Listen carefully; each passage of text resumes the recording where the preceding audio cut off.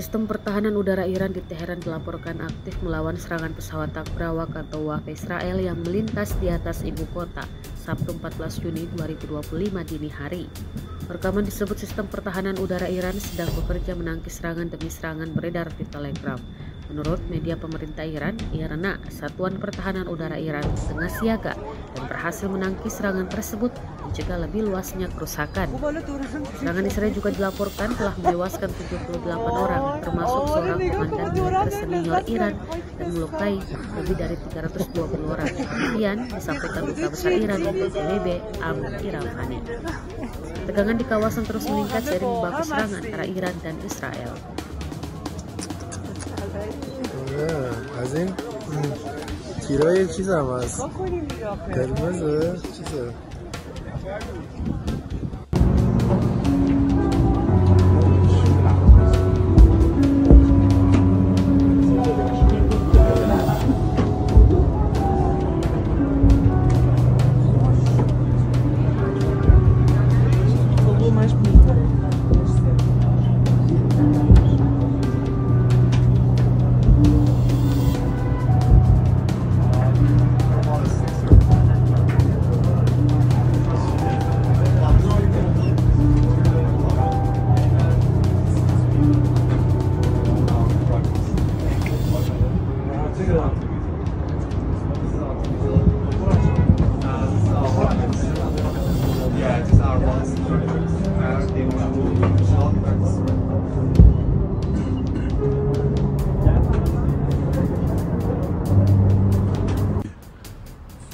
کجاست؟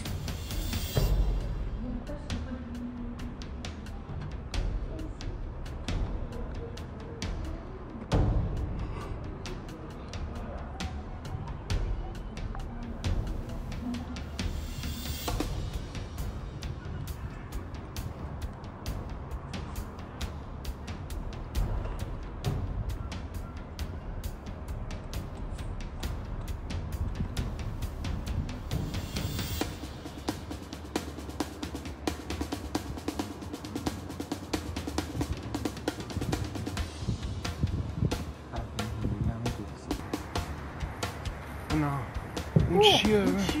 ای وای بیا ریز پرنده بود خوب حالا دوران داریم میریم وای آره نگاه کن ما دوران داریم لذت میبریم خواهی که دستم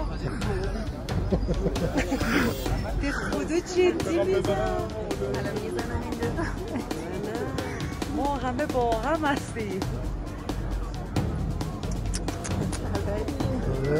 از این تیرای چیز هم هست قرمزه چیزه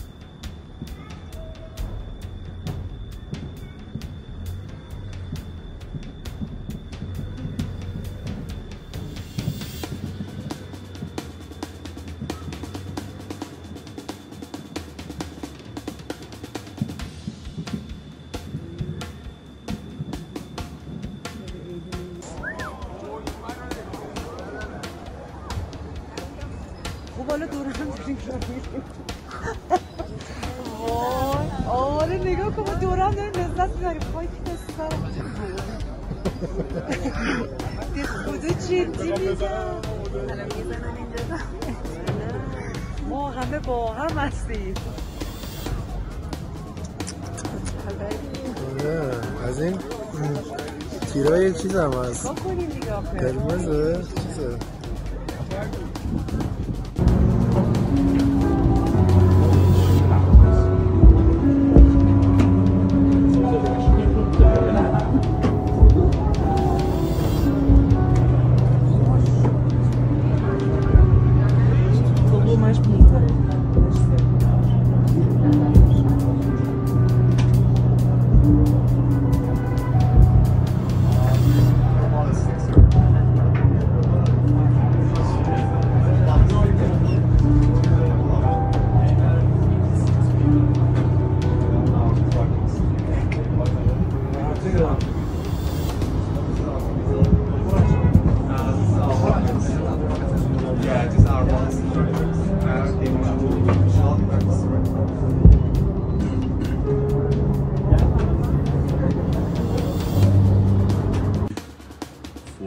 کجاست؟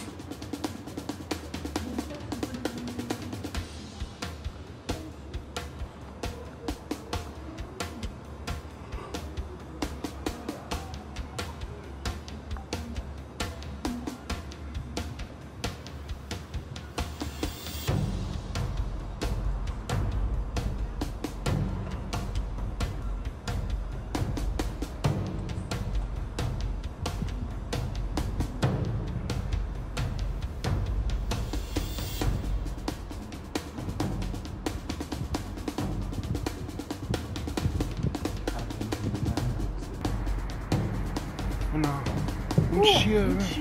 ای وای بیا ریز پرنده بود.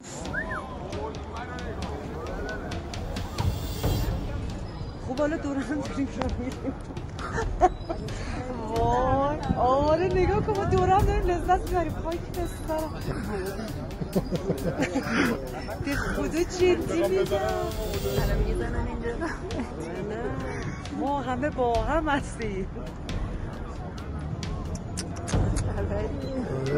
از این تیرای چیز هم هست. بکنیم دیگه آخه. قرمزه چیزه.